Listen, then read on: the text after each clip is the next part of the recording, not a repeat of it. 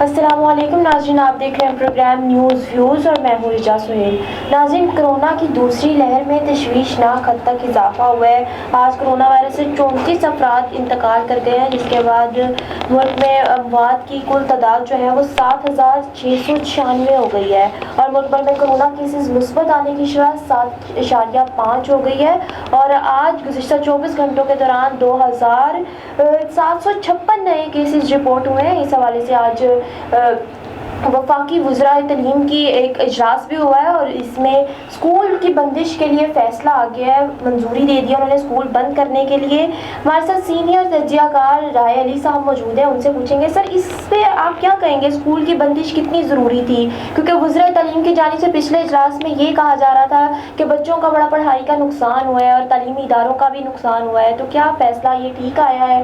کیا کرنا چاہیے تھا ان کو؟ جی رجا، بہت شکریہ۔ پہلے تو یہ جو کرونا کی لہر ہے یہ بہت خطرناک لہر ہے۔ یہ ایک ایسی بیماری ہے جس کا ابھی تک کوئی علاج نہیں۔ ویکسین کئی ملکوں نے تیار کی مگر وہ بھی دیر پا نہیں ہے۔ ایسی بیماری کے لیے صرف اور صرف احتیاطی تدابیر ہی اپنائی جائیں تو وہ اس کے روک تھام کی جا سکتی ہے، کیونکہ اس کے لیے ابھی تک کوئی ویکسین تیار ایسی نہیں ہوئی جو فوراً اس کا علاج کیا جا سکے۔ رہی بات جو انہوں نے اسکول پر بندش لگائی ہے، ٹھیک ہے، اسکول کو بند کر دینا چاہیے۔ یہ سمجھتے ہیں کہ بچوں میں یہ زیادہ پھیلے گی، مگر کیا پچھلے سال بھی پورا جو ہے نا وہ بچوں کا ایک سال تباہ و برباد ہوا۔ کلاسیں تو انہوں نے پروموٹ کر دی، مگر کیا انہوں نے کوئی ایسا بھی کیا؟ کیا والدین نے ایسا کچھ کیا کہ بچے اگر پڑھیں گے نہیں، خالی کلاسیں پروموٹ ہوتے جائیں گے تو ان کی بیس کیا بنے گی؟ بڑی کلاسوں میں تو مانا جا سکتا ہے کہ وہ نیچے سے تیار ہو کے آتے ہیں، بڑی کلاسوں میں تو وہی ہوتا ہے، ان کی بیس ایک تیار ہوتی ہے۔ جو چھوٹی کلاسیں ہیں ان کی تو بیس بننی ہے، انہوں نے آگے جا کے وہی بیس جو ہے وہ ان کی کامیابی کے لیے ہوتی ہے۔ اگر وہ بیس ہی نہ بنے گی تو بچے آگے جا کے کمزور ہو جائیں گے۔ بہت سی چیزوں میں ان میں کمزوریاں واضح نظر آنا شروع ہو جائیں گی، جیسے کہ انگلش میں، اردو میں، پنجابی میں اور میتھ میں۔ یہ ساری چیزیں جب ایک سال کے پیچھے بھی مارچ سے لے کے اینڈ تک دسمبر تک اسکول بند رہے، اب اگر شروع ہی ہوئے ہیں تو پھر وہ بند کیے جا رہے ہیں، تو پورا سال جو ہے نا وہ کرونا کی بین اسکولوں کو چڑھایا گیا ہے۔ اور رہی ایس او پیز کی بات، تو کون سی ایس او پیز یہ کر رہے ہیں؟ اگر یہ بند کرنے کے بجائے میں سمجھتا ہوں کہ کلاسوں کو چھوٹا کیا جاتا، ان کو جو اسکول ہیں وہ کھلے اوپن ایریے میں لے جاتے، وہاں پر ایس او پیز کے تحت یہ تعلیم کو جاری رکھتے جہاں تک جاری رکھا جا سکتا، تو وہ زیادہ بہتر تھا بند کرنے کے بجائے۔ جی سر، 26 نومبر سے 10 جنوری تک انہوں نے کہا اسکول بند رہیں گے، اس دوران آن لائن کلاسز جو ہیں انہوں نے جاری رکھنے کا فیصلہ کیا۔ کل ناظرین پشاور میں پی ڈی ایم کا جلسہ ہوا، سیاسی کارکن تو وہاں پر نظر آئے لیکن ایس او پیز وہاں پر نظر نہیں آئی۔ پشاور میں اس وقت کرونا کی مثبت آنے کی شرح جو ہے وہ 13.7 ہے، تو سر اس میں آپ کیا کہیں گے کہ اتنی خطرناک یہ شرح ہے اور پی ڈی ایم پشاور میں جلسہ کر رہی ہے، انہوں نے جلسہ کیا، اتنے لوگ اکٹھے کیے ہیں، اور صوبائی حکومت کیا کارروائی کر رہی ہے اس پہ؟ دیکھیں جی، جو پی ڈی ایم کے جلسے ہیں یا صوبائی حکومت کی کارروائی ہیں، یہ سب دکھاوے کے لیے ہوتی ہیں۔ آج تک آپ نے کہیں دیکھا ہے کسی ایک جگہ پہ بھی؟ یہ لاہور میں ایف آئی آریں ہوئیں، پہلے عمران خان کے دھرنے پہ ایف آئی آریں ہوئیں، جہاں بھی کوئی ایف آئی آر کی جاتی ہے ان بڑے لوگوں پہ تو نہ ان کی گرفتاری ہوتی ہے نہ سزا ہوتی ہے۔ اگر صوبائی حکومت کے پی کے ان پہ ایف آئی آر دے بھی دیتی ہے تو وہ صرف عوام کو دکھانے کے لیے ہوگی، نہ کہ وہ کسی کو سزا دلانے کے لیے۔ یہ تو خالی جو سرکاری پیج ہیں ان کو انہوں نے پر کرنا ہے اور عوام کو دکھانا ہے کہ جی ہم نے یہ ایف آئی آر دے دی ہیں۔ تو رہی ایس او پیز کی بات، تو ایس او پیز کہیں بھی نظر نہیں آتی۔ کیا سرکاری دفتروں میں ایس او پیز پہ عمل کیا جا رہا ہے؟ کیا یہ شاپنگ مالوں پہ ایس او پیز پہ عمل کیا جا رہا ہے؟ کیا یہ پرائیویٹ جو مارکیٹیں ہیں ان پہ ایس او پیز پہ عمل کیا جا رہا ہے؟ کیا یہ ٹریولنگ جو کر رہی ہیں، جو بسوں پہ لوگ جا رہے ہیں، ٹرینوں پہ جا رہے ہیں، گاڑیوں میں جا رہے ہیں، ان کو ایس او پیز پہ عمل کرایا جا رہا ہے؟ جب تک ہم ایس او پیز پہ عمل نہیں کروائیں گے، اس بیماری کی روک تھام نہیں ہوگی۔ سر دوسری طرف اسی لیے لاہور اور ملتان والے جلسوں کی پنجاب حکومت نے اجازت دینے سے انکار کر دیا۔ وہ کہتے ہیں جلسوں میں ایس او پیز تو فائنلائز نہیں ہو رہی، وہ ایس او پیز پر عمل درآمد نہیں ہو رہا، تو اس سے کرونا زیادہ پھیل رہا ہے۔ پر کیونکہ وزیر اعظم صاحب نے بھی کہا کہ یہ وہی پی ڈی ایم ہے جو پہلے مکمل لاک ڈاؤن چاہتی تھی، اب یہ عوام کی صحت سے کھیل رہی ہے، تو جلسوں کی اجازت نہیں ملے گی ان کو، جس پہ اپوزیشن کا اپنا ایک موقف ہے کہ وہ کہتے ہیں کہ ہمیں اجازت کی ضرورت ہی نہیں ہے، ہم جلسے کریں گے۔ تو اس پر آپ کیا کہتے ہیں کہ پی ڈی ایم کو جلسے کرنے چاہیے یا نہیں کرنے چاہیے، یا حکومت کو اس کی اجازت دینی چاہیے یا نہیں دینی چاہیے؟ دیکھیے جو ایس او پیز کی بات کی جا رہی ہے، ایس او پیز تو کہیں پہ بھی نظر نہیں آتی۔ رہی بات پی ڈی ایم کی یا حکومت کی، اگر حکومت اپوزیشن میں ہوتی تو انہوں نے بھی یہی کرنا تھا۔ اب پی ڈی ایم جو ہے، ان کو دونوں پارٹیوں کو، نہ حکومت کو نہ اپوزیشن کو، نہ یہ جماعتیں اکٹھی ہو کے پی ڈی ایم بنی ہے، ان کو کسی سے، عوام سے کوئی سروکار نہیں۔ ان کو صرف اپنا شو کرانا ہے کہ جی ہم اتنی طاقت رکھتے ہیں، ہم یہ کرتے ہیں۔ اب یہ کرونا پہ سیاست کی جا رہی ہے، پی ڈی ایم کرونا پہ سیاست اس طرح سے کر رہی ہے کہ پی ڈی ایم کہہ رہی ہے کہ جی گورنمنٹ ہمیں منع کرے، ہم یہ کہیں جی ہم نے تو یہ برج الٹا دینے تھے، ہم نے تو یہ حکومت گرا دینی تھی۔ اب ہمارے یہ جو دو جلسے ہوئے ہیں، اس وجہ سے یہ جو حکومت بچ گئی۔ جو انہوں نے جنوری کا نعرہ لگایا ہوا ہے کہ جی جنوری میں حکومت جا رہی ہے، تو یہ صرف کرونا پہ سیاست کی جا رہی ہے اور کچھ بھی نہیں ہے۔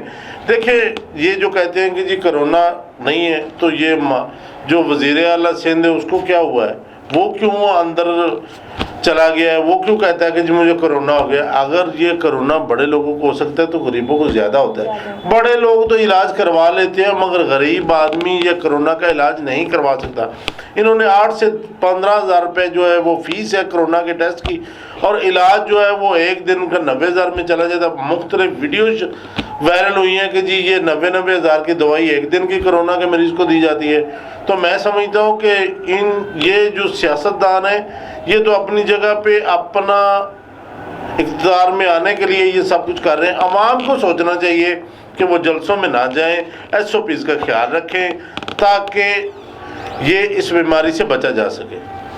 سر یہ بتائیے گا کہ یہ مسلم لیگ نون کے کارکنوں کی جانب سے، ان کی جانب سے کہا جا رہا ہے کہ ہمارے بندوں کو اٹھایا جا رہا ہے ایف آئی اے اینٹی کرپشن کی جانب سے، تو اس میں کتنی حقیقت ہے؟ کیا ماجرا ہے؟ کیا واقعی ان لوگوں کو اٹھایا جا رہا ہے؟ دیکھیں جی ابھی تک نہ تو کوئی ایسا بندہ سامنے آیا ہے کہ جو انہوں نے کوئی اس جلسے کی وجہ سے اٹھایا۔ اگر کسی نے کوئی کرپشن کی ہے، یہ دونوں پارٹیاں، تینوں پارٹیاں کرپشن کا گڑھ ہے۔ حکومت میں بھی بہت سارے لوگ ایسے بیٹھے ہیں جو کرپشن کے مافیا ہیں۔ تو جب کوئی بھی حکومت کوئی ایکشن لینا چاہتی ہے تو ظاہر ہے اس میں یہ ساری چیزیں تو واضح نظر آتی ہیں کہ جی اب ہمارے بندے اٹھائے جا رہے ہیں۔ پہلے جو بھی حکومت میں ہوگا وہ اپوزیشن کا کوئی بھی بندہ پکڑا جائے گا تو وہ کہے گا کہ جی ہمارے بندے گورنمنٹ اس وجہ سے اٹھا رہی ہے، ادروائز ایسا کچھ نہیں ہے، جو کرے گا سو بھرے گا۔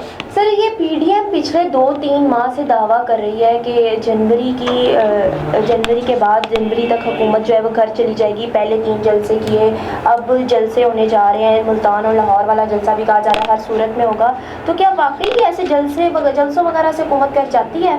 دیکھیے جی پی ڈی ایم کو یہ سوچنا چاہیے کہ اگر وہ سارے صوبوں میں جلسے کر چکی ہے، دیکھیں کراچی میں انہوں نے جلسہ کیا، پنجاب میں گجرانوالہ میں جلسہ کیا، کوئٹہ میں جلسہ کیا، کے پی کے میں بھی وہ اب جلسہ کر آئی ہے، تو تمام صوبوں میں تو وہ جلسے کر چکی ہے۔